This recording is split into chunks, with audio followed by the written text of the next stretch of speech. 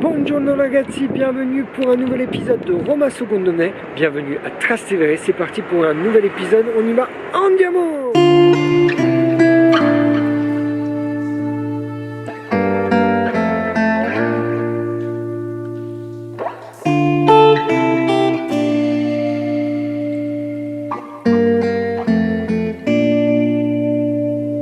Bienvenue dans ce quartier de Trastevere qui est un quartier très typique de la ville de Rome.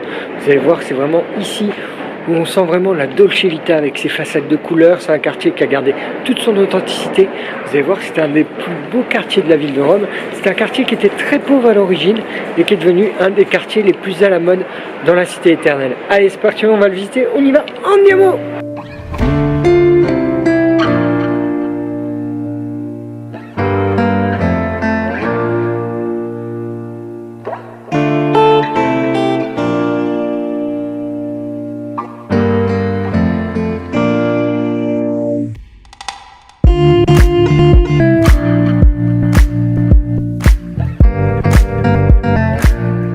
On commence notre balade vraiment au cœur du quartier de Trastevere, ce quartier très typique qui a gardé vraiment toute son authenticité avec ses trattorias, ses cafés, ses petits commerces, ses façades de couleurs, où nous sommes sur la place centrale de ce quartier qui est la Piazza Santa Maria Trastevere, avec derrière moi l'une des plus vieilles basiliques de Rome.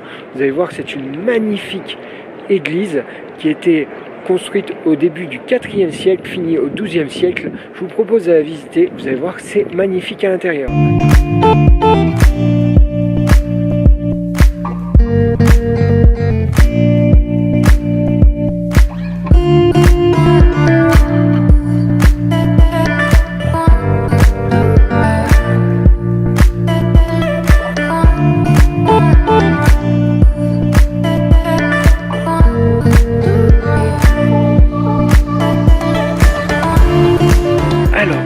Le nom de Trastevere. Trastevere, ça nous vient du latin en fait, du mot transtibérien, au-delà du Tibre.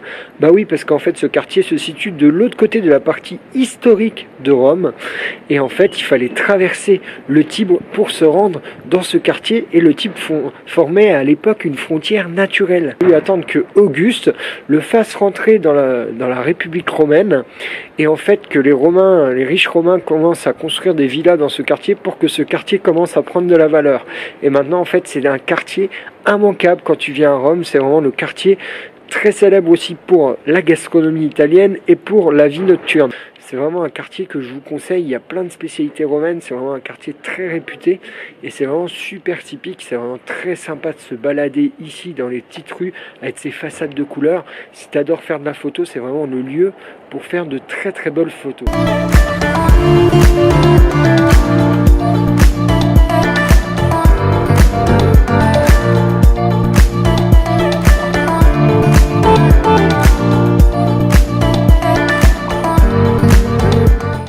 Alors nous nous trouvons sur la Piazza Trilussa, une place très calme la journée mais très festive le soir. C'est souvent rempli de monde ici, il y a plein de jeunes qui viennent boire un coup.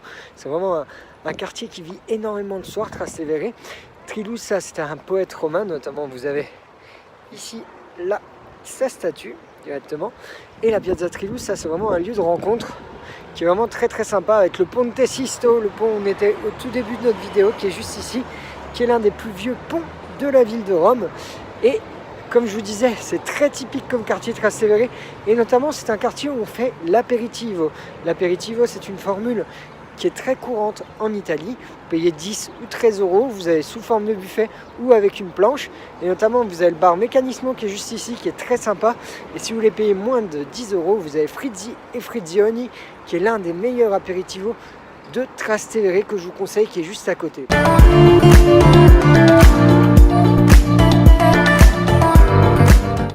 Comme je vous le disais, c'est super agréable de se balader dans Trastevere. On trouve plein de petits endroits super sympas, surtout pour faire de la photo. Je vous mettrai quelques photos que j'ai faites dans ce quartier. C'est vraiment un quartier super pour faire de la photo. Il y a vraiment des façades très authentiques, du linge même étendu sur les balcons, même au mois de février. C'est sûr, avec ce soleil, il fait quand même 14 degrés aujourd'hui, c'est super agréable. Et on continue notre balade dans ce quartier qui est vraiment super. Allez, on y va, c'est parti, on y va.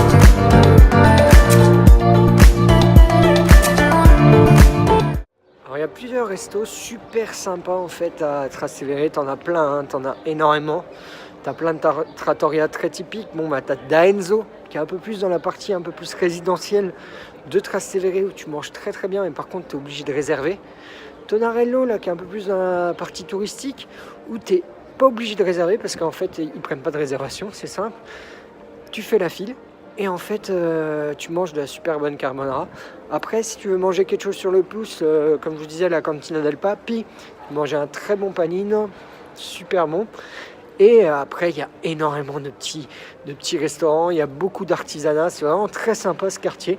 Et là, maintenant, je vais vous emmener voir l'une des plus belles fontaines de Rome, la Fontanone, qui était créée avant la fontaine de Trevi. Allez, c'est la magie de Rome. On a quitté les petites rues de Trastevere pour se diriger vers le Gianicolo, le point le plus haut de la ville de Rome. Et là, nous sommes juste à côté de l'ambassade d'Espagne qui est juste sur ma droite. Et là, nous avons un point de vue magnifique déjà sur la ville de Rome avec au fond les sommets enneigés. Ça qui est magique ici, c'est qu'en fait, en 30 minutes, tu peux aller à la plage et en 50 minutes, tu peux aller à la montagne. La magie de Rome.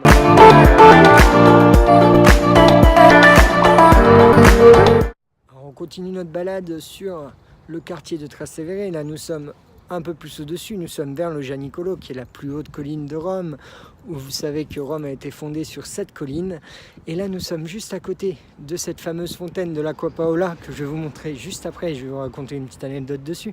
Et là, derrière moi, en fait, vous avez le Mausoleo Osario Garibaldino, qui est en fait un mausolée où à l'intérieur, vous avez des os, en fait, de personnes qui sont battues, des Français, des Autrichiens, des Allemands, contre les Italiens, parce qu'il faut savoir que le Gianicolo, en fait, c'est un lieu où il y a eu la bataille, où les Italiens, où Garibaldi, la troupe de Garibaldi, a vaincu la France, les Autrichiens et les Allemands, et ont repris, en fait, l'Italie, la ville de Rome, on va dire, qui appartenait au territoire de l'Église, au pape, qui était défendu par des Autrichiens, des Allemands et des Français, sur cette colline du Gianicolo. C'est ici qu'en fait Rome est redevenue italienne. Et en fait les ossements des personnes qui se sont battues ont été entreposés dans ce mausolée. Allez, on va aller voir la fontaine de l'Acqua Paola qui est magnifique, qui offre un point de vue superbe sur la cité éternelle.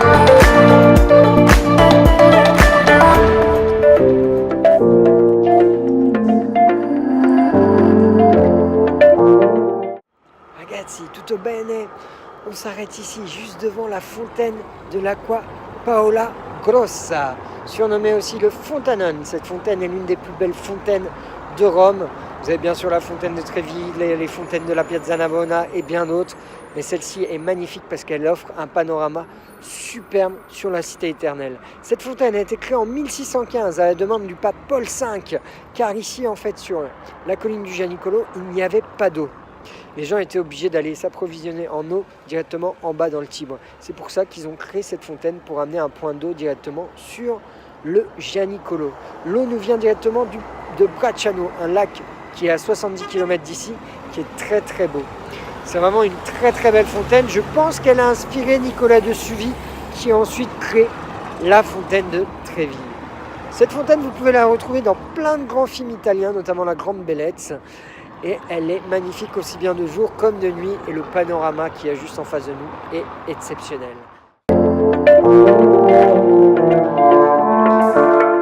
Ragazzi, bienvenue au Gianicolo. Le Gianicolo, l'une des plus belles terrasses de la ville de Rome. L'un des plus beaux points de vue sur la cité éternelle. Ici, c'est vraiment l'un des plus beaux panoramas de la ville de Rome. Je vous conseille de venir aussi bien la journée que le soir, que même au lever du soleil. Petite anecdote, si vous voulez assister au lever du soleil et faire une visite unique, rendez-vous sur ma page Facebook ou sur le site d'Smart Bike qui vous propose en fait une visite en vélo électrique au lever du soleil. C'est super sympa, on déjeune ensemble, le petit déjeuner ensemble, on vient assister au lever du soleil ici qui est juste unique. Et c'est une super visite. Voilà ragazzi, l'une des plus belles vues sur la basilique Saint-Pierre, sur cette terrasse du Gianicolo pour finir cette vidéo. J'espère que cette vidéo au cœur de Trastevere, d'un quartier avec des monuments, vous a plu. Je vous donne rendez-vous pour d'autres vidéos très très vite. N'hésitez pas à me faire des propositions, quel genre de vidéo vous voulez retrouver sur Roma Secondo Me. Si même vous voulez faire des collaborations avec moi, il n'y a aucun souci. En tout cas, je vous dis à très bientôt et n'hésite pas à t'abonner directement sur la chaîne juste ici.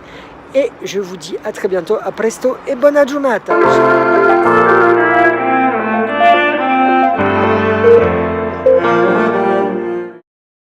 Tu n'es pas encore abonné à ma chaîne YouTube, tu veux découvrir la cité éternelle autrement, abonne-toi vite, va vite sur le petit logo en bas de ma vidéo, sur le logo Roma Secondo Me, et je te dis à bientôt pour de nouvelles aventures. Ciao et à presto!